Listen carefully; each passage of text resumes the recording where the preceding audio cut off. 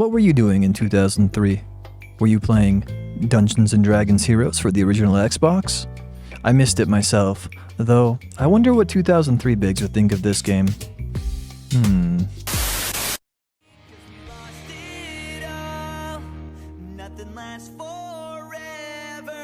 Oh shit! New D&D game for the Xbox. I must have this. Anarchy! D&D Heroes is a hack-and-slash RPG on the original Xbox. It was also planned to be on the GameCube and PS2, however, that never came to be. Okay, I'm back. I got the game, but the cops might be looking for me because I didn't take my change, and I was like, anarchy!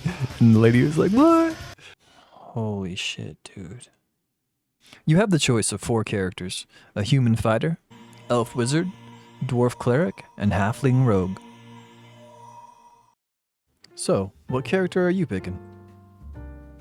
Fighter, dude. Perfect for a hack-and-slash RPG. What about you? Well, normally I would go with the cleric, but I'm thinking a rogue this playthrough. The plot centers on 4 heroes resurrected to defeat the evil wizard Caden, 150 years after they originally killed him. You must gather the planar gems he created to achieve this. Each hero has a unique ancestral weapon which lost its power when Caden placed a curse upon it. Throughout the game, you collect soul shards to upgrade the weapon's power. Yeah, but we get like other weapons too though, don't we? Yeah, but you'll need your ancestral weapons later in the game. Yep, I hear you. I'm listening. No?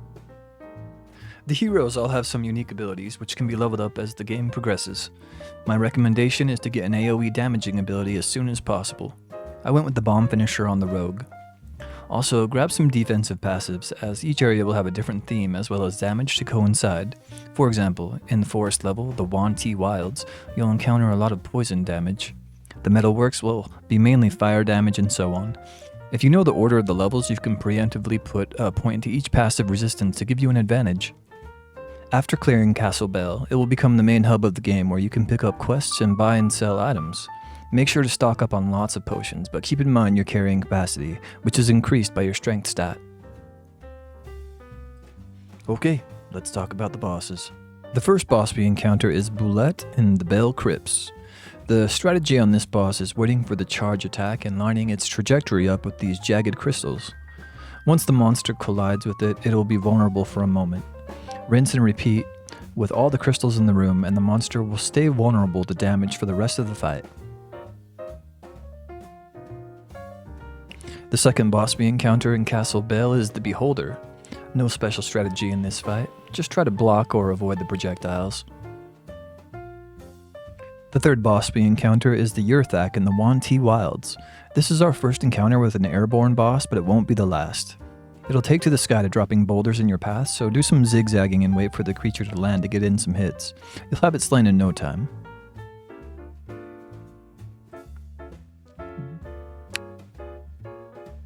Selfie, dude, for MySpace.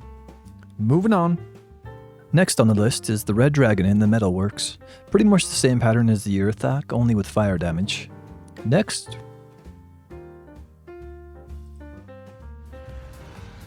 That's a big boy. In the Frostbound resides the Frostworm, probably the most annoying boss. It'll burrow and summon larvae. Take them down, but remember to run away from their corpses as they explode on death. The Frostworm tends to knock you back after it resurfaces, so I'd suggest a ranged attack. It'll take a bit, but you'll be victorious in no time. Our second to last boss is in the Bone Necropolis, the Lich. I'm having a Final Fantasy flashback.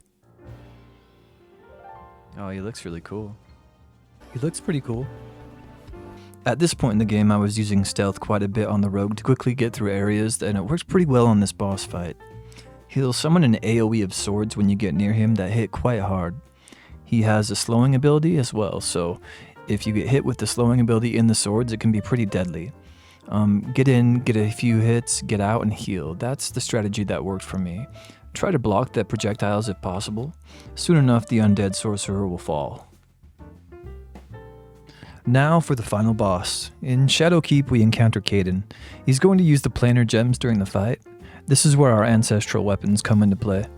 You see, for each gem you collected, you can give your ancestral weapon a different buff, and those buffs are required for this fight. If you were diligent about exploring every nook and cranny, you'd find upgrades for your ancestral weapons hidden in the levels. I found a few, but definitely not all of them. Wait a minute, even though I'm using better weapons now, I have to go back and use the starting weapons? Yeah, unfortunately. Next to Caden's health bar, you'll see what gem he's currently using. If you try to use the same gem on your weapon, you won't do any damage, so keep an eye on what gem he's wielding and alternate yours accordingly. I found his ice gem to be particularly deadly. Bring a ton of potions and heal on through.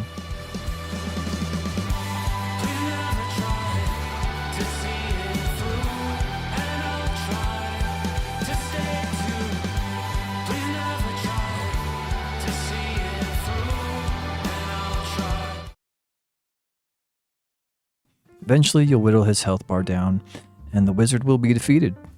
There you have it, D&D Heroes complete. What'd you think? Not bad. I think it'd be a good time with friends. Yeah, I suppose it could be a good time with some friends in 2003.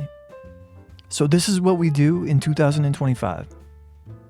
We don't play music, skateboard, karate classes even? Dude. Well, that's D&D Heroes for the original Xbox. A simple hack and slash RPG. It's not the strongest entry in the hack and slash genre, but it's a serviceable one. Will I play it again? Probably not. But I'm glad I went through it once. Thanks for watching. Wishing you the best. Peace.